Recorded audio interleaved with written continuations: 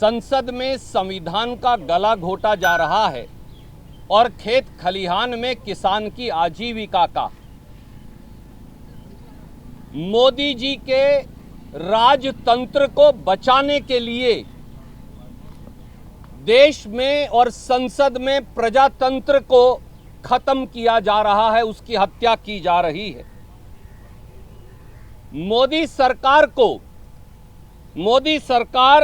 को कमेरे वर्ग से कोई लेना देना नहीं, वो अपने चंद फाइनेंसरों को बचाने में लगी है। मोदी जी ने देश की संसद को भी अपने तानाशाही गुजरात मॉडल में तब्दील कर दिया है और लोकतंत्र को एक तंत्र में बदल दिया है।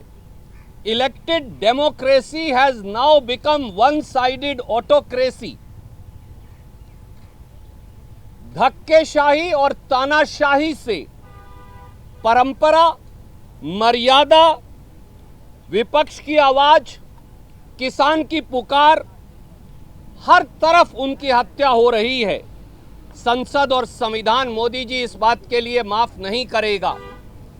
जिस प्रकार से आज सुबह कांग्रेस समेत दूसरी पार्टियों के 8-8 सांसदों को राज्यसभा में एक तरफा तरीके से सस्पेंड किया गया, जिस प्रकार से किसान के काले कानूनों का विरोध कर रहे हमारे सब साथियों की आवाज दबा दी गई, जिस प्रकार से संसद के अंदर किसानों के नुमाइंदों की और खेत और खलिहान में किसान और खेत मजदूर की आवाज दबाई जा रही है, मोदी जी ये देश आपको कभी माफ नहीं करेगा।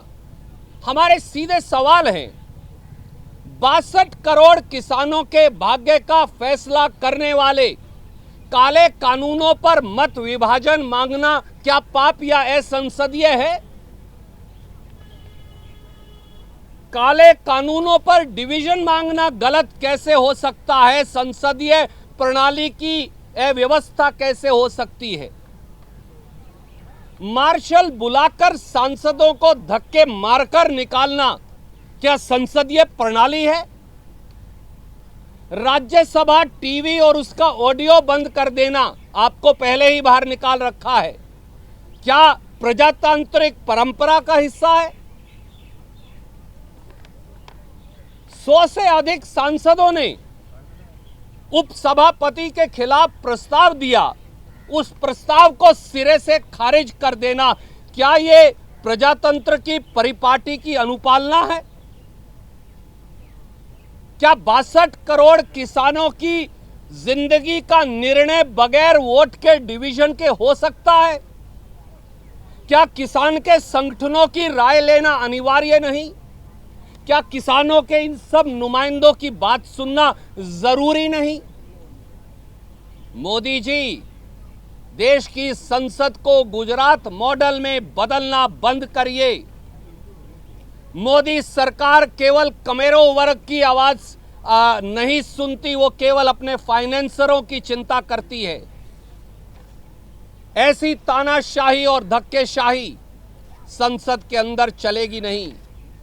देश की संसद की परिकल्पना हमारे पूर्वजों ने इसलिए की थी कि इसके अंदर संसदीय परिपाटी, परंपरा, कानून, संविधान, उसका सम्मान होगा। आज उन सब की हत्या कर दी गई जब 8-8 सांसदों को सस्पेंड कर दिया गया और उपसभापति को अविश्वास प्रस्ताव को गैर कानूनी तरीके से खारिज किया।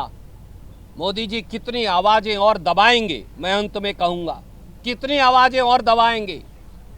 आप किसान की आवाज का गला घोट रहे हैं, आप खेत मजदूर की आजीविका छीन रहे हैं, बेरोजगार नौजवानों की बात आप सुनने से इनकार कर रहे हैं, छोटे छोटे दुकानदार की रोजी रोटी छीन रहे हैं, देश की संसद का गला घोट रहे हैं। एक ही बात कहेंगे हम आपको मोदी जी, अगर किसान और खेत मजदूर इस देश का बोना जानता है तो काटना भी जानता है। बोकर आपकी सरकार बनाई थी, काटकर आपकी सरकार का वो क्या हाल करेगा ये देखिएगा भविष्य में। क्या आप पर भी बरपा है जालसाजी का कहर? सपने टूटे आपके, न घर के न घाट के।